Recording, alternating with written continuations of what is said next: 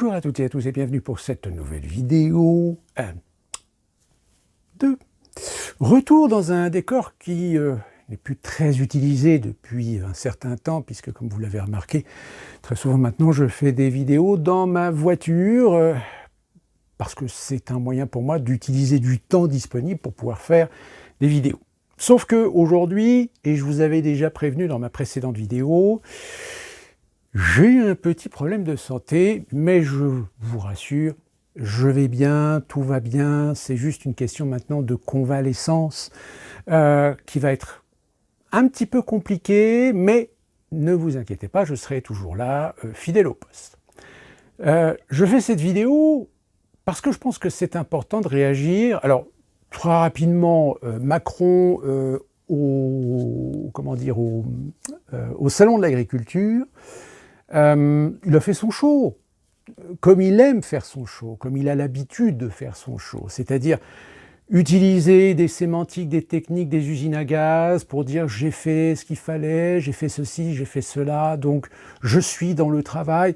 Mais dans son discours, très souvent, qu'est-ce qu'on entend? On entend je suis pour un retour, je suis pour renforcer la souveraineté agricole française et européenne.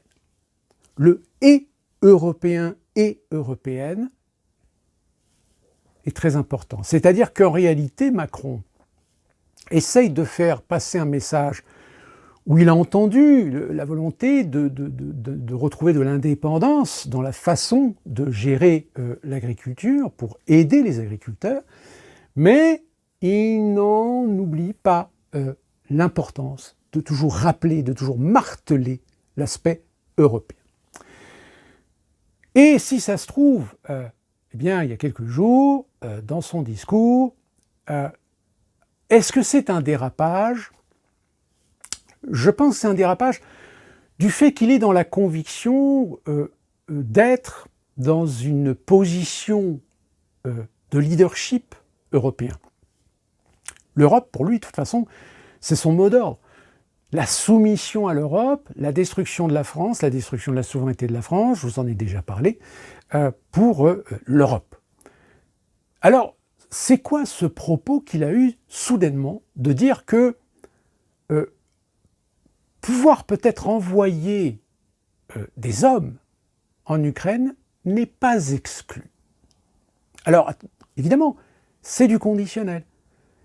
Il se peut que, peut-être que, il est possible que, c'est-à-dire que là où justement, maintenant il se fait complètement rembarrer, c'est que même si on prétend dire, oui mais en fait, il n'a pas dit que c'est ce qui est prévu, il dit simplement c'est que c'est une option qui n'est pas écartée. C'est ça en fait qu'il a voulu dire.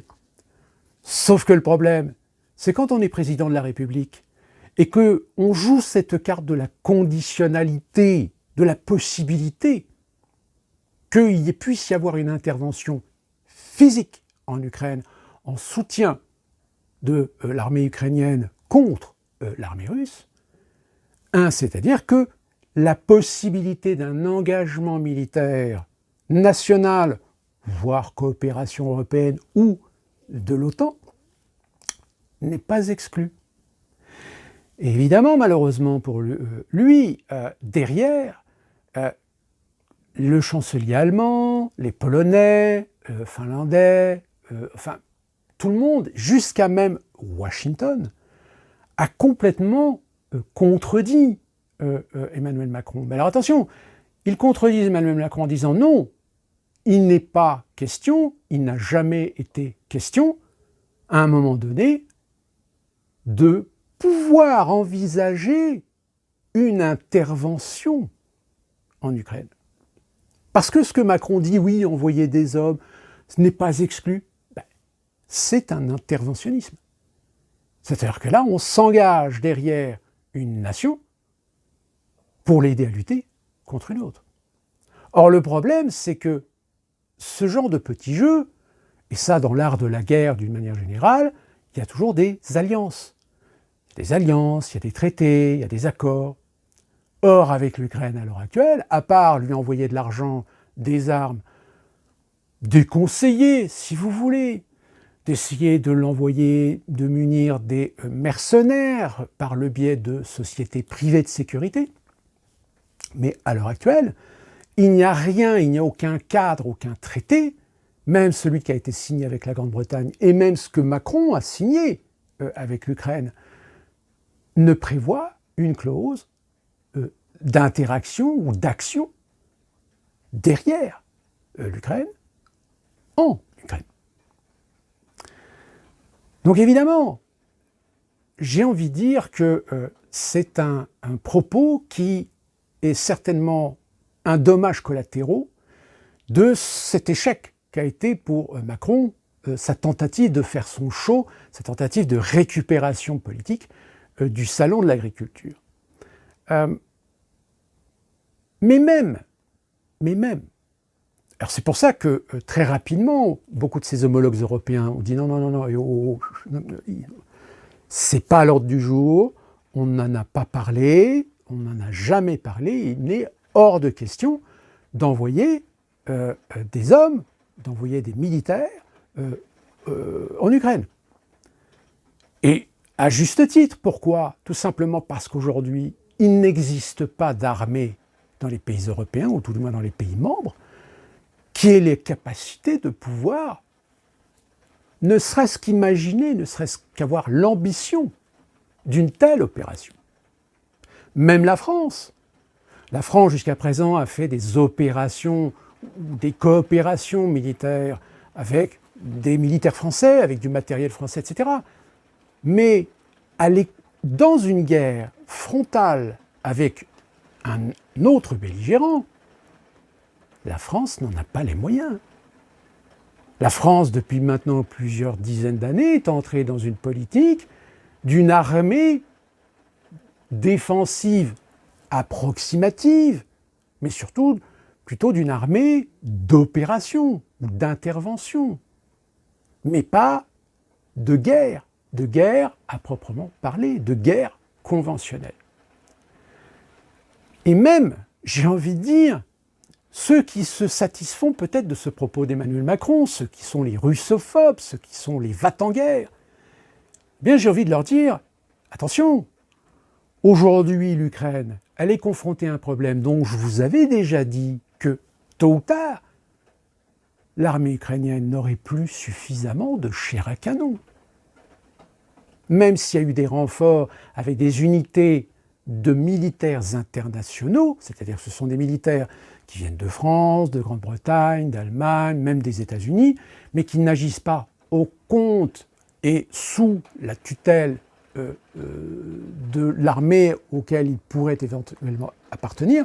En règle générale, ils sont peut-être parfois même des militaires encore de l'actif, mais ils sont des militaires de l'actif détachés. C'est-à-dire que là, ils sont, on va dire, hors service, on va dire, de leur fonction et de leur statut militaire. Donc ça veut dire que, humainement, on n'a pas les moyens. C'est pour ça que je dis tous les va-t-en-guerre aujourd'hui qui veulent, oui, il faut soutenir l'Ukraine, même Kouchner, qui dit, oui, à la rigueur, s'il faut y aller, eh bien, il va falloir y aller. Mais j'ai envie de dire à Kouchner, avec quels moyens?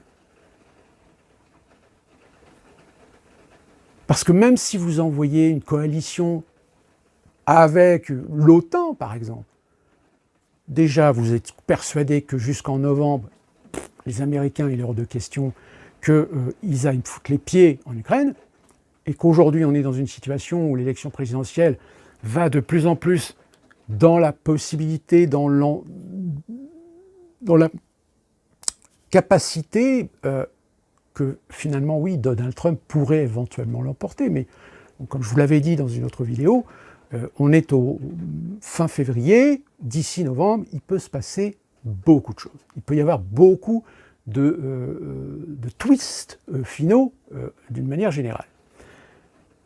Donc, ma question, c'est que si nous intervenons en Ukraine, ça va poser deux problèmes.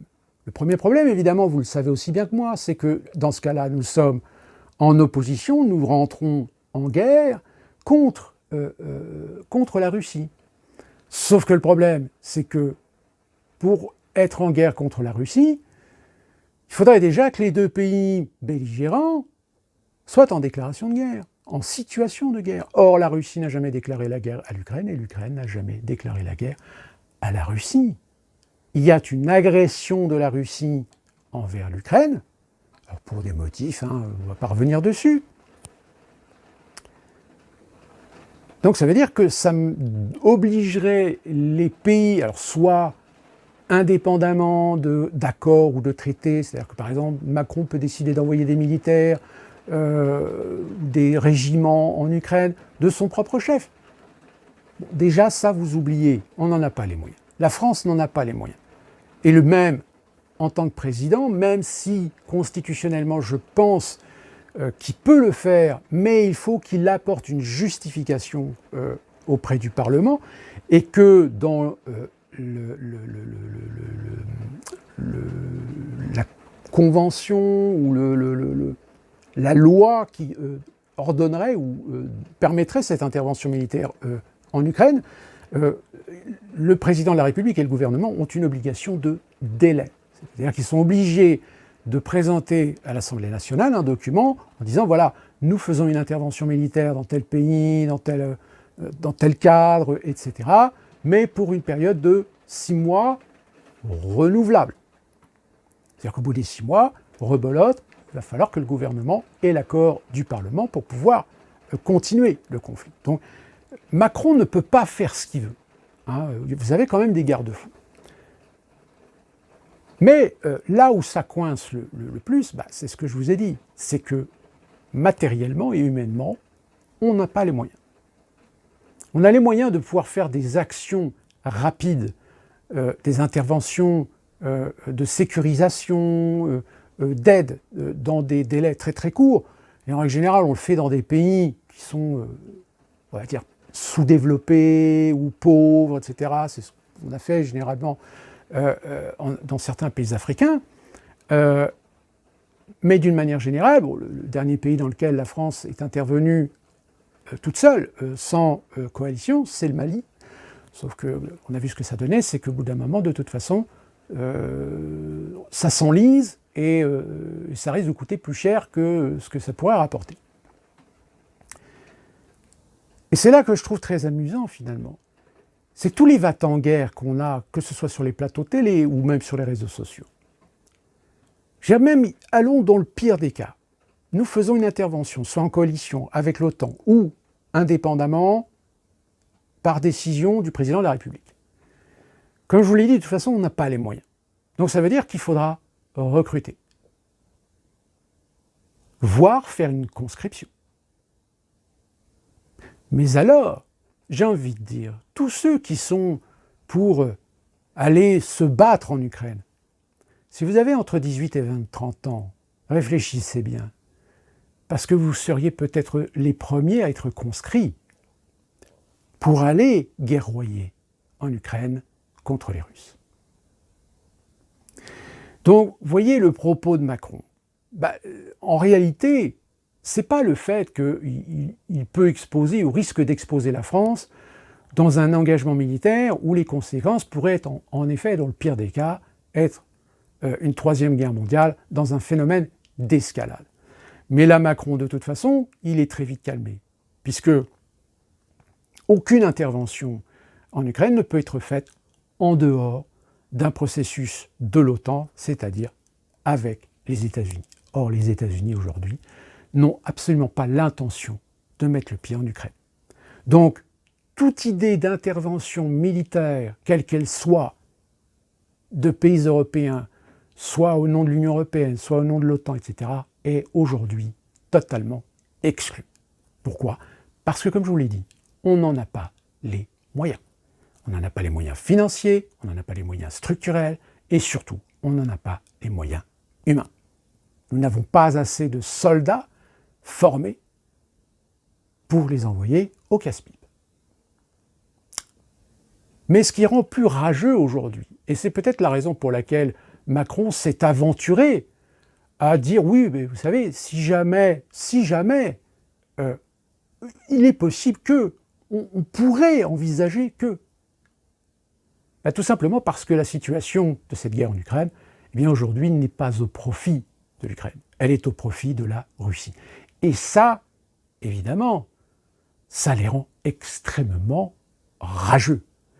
L'idée que la Russie pourrait éventuellement, sous quelque aspect que ce soit, par qui que ce soit, pourrait être amenée à un processus de paix. Il est clair que la Crimée et le Donbass ne retourneront jamais à l'Ukraine. Et ça, quand on entend les véhéments, quand on entend les persuader que aujourd'hui nous avons les moyens de dissuader, de persuader, de repousser les Russes et de reconquérir la Crimée et le Donbass, mais j'ai envie de dire aujourd'hui, ces gens-là sont complètement à côté de la plaque. Et je dirais même, ce sont parfois des gens qui sont considérés comme des experts. Et malheureusement, ce propos, bon, on est d'accord, d'Emmanuel Macron, parce que c'est Emmanuel Macron, parce que comme je vous le dis, Emmanuel Macron a besoin de se faire valoir, il a besoin d'être sur le devant de la scène, il a besoin de renforcer, il a besoin de se convaincre, d'avoir un leadership entre les mains. Mais du coup, il dit que des conneries, il dit tout et son contraire. Donc ça, aujourd'hui, c'est acquis. Sauf que même au sein de l'Élysée, le fameux coup de cette association qui devait être dissoute et qui aurait été soi-disant invitée, etc., qu'il s'est fâché même de dire non, non, on n'a jamais eu l'idée. C'est la preuve que dans le système aujourd'hui, comme je l'avais expliqué, détruire le système, détruire l'État-nation, c'est faire en sorte de s'aborder toutes les structures, de s'aborder toutes les branches. Or, comment s'aborder toutes les branches? Tout simplement en mettant à leur tête des incompétents.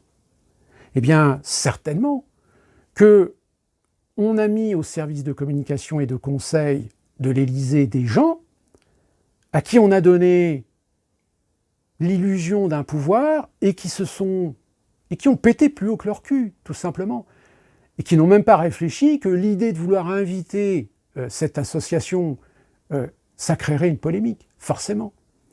Sauf qu'évidemment, il ne faut pas avouer la faute. Donc, aujourd'hui, oui, Macron, il est complètement... Alors, je dirais, il devrait être déstabilisé. Mais il est tellement dans sa bulle, il est tellement dans sa conviction, il est tellement dans son idée de maîtrise du leadership, que oui, la chose la plus inquiétante, c'est pas tellement le fait qu'il ait ce propos, qui n'est qu'en réalité qu'un symptôme parmi d'autres, et je pense qu'on va en avoir d'autres dans les mois à venir, qu'il est acculé. Ça veut dire quoi? Ça veut dire qu'il est acculé au point que les choses vont s'accélérer. Et vous verrez. Déjà, on a Attal qui est sur l'idée peut-être de renforcer encore l'indemnisation des chômeurs. Vous verrez, je pense que d'ici quelques semaines, on va commencer à entendre des ébauches d'une nouvelle réforme supplémentaire du Code du travail. Les retraites, la santé. Aujourd'hui, très clairement, oui, en France, il n'y a plus rien qui marche. Toutes les branches importantes des services publics français, tout est en dysfonctionnement. Plus rien ne fonctionne. Et quand quelque chose ne fonctionne pas, il y a un moment donné où c'est la porte ouverte à des dérapages, à des dysfonctionnements importants qui peuvent avoir à un moment donné des dommages collatéraux. Des dommages collatéraux sur le plan social, sur le plan économique, voire même sur le plan de la sécurité. Et qui plus est, la sécurité, surtout en ce moment, avec les histoires de migrants, on a encore entendu, une femme qui s'est fait violer, je ne sais plus où, etc. Même avec Mayotte, on a transféré une centaine d'illégaux ou de personnes irrégulières, enfin je ne sais pas, qu'est-ce qu'on fait? On les transporte en France, on va les placer dans un château. Qu'est-ce qu'ils vont faire dans le château? Au bout de 2-3 jours, ils vont être parqués dans un château, mais ils vont s'emmerder. Et puis là, ils vont commencer à dire « ouais, il n'y a rien à faire », etc. Donc, alors le pire, évidemment, même le maire du village concerné, il n'était même pas au courant. Il y a même pire, on en a appris aussi, alors ça c'est pour la petite anecdote, encore plus amusant, avec les JO. On a appris que pour les JO paralympiques, il y a une commune qui est censée organiser ou accueillir une compétition. Le maire n'était même pas au courant. C'est-à-dire qu'actuellement, le maire n'a ni budget, ni projet, ni rien pour équiper ou pour accueillir cette compétition. Mais c'est un bordel. C'est un bordel sans nom. Alors, ma dernière vidéo où j'avais dit Game Over, où je conseillais aux jeunes Français, dans certaines catégories, dans certains secteurs professionnels, si vous avez la possibilité, quittez la France. Parce que de toute façon, ça va être le bordel.